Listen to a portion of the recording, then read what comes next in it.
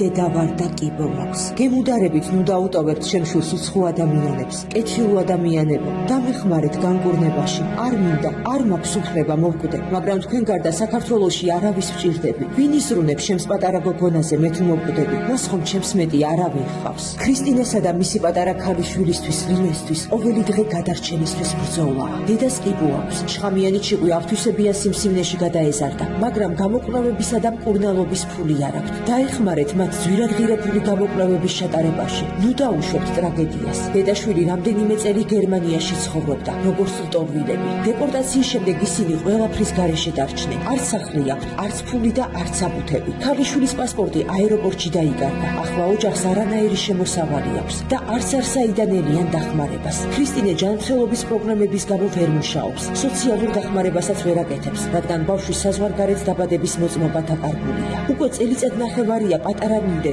ჰაერშია. ქმარი აზარტულ თამაშებს თამაშობდა და მთელ ფულს ფლანგავდა. შემდეგ კი საერთოდ წავიდა ოჯახიდან. ახლა არ საინტერესებს როგორ არიან და არანაირად არ ეხმარება. მეგობრებო, ყველაფერი შესაძლებელია და ყველაფრის გადალახვა შეიძლება, სანამ ადამიანის სუნთქავს და ცოცხალია. დაეხმარეთ ქრისტინეს და მის ქალიშვილს გადარჩენაში.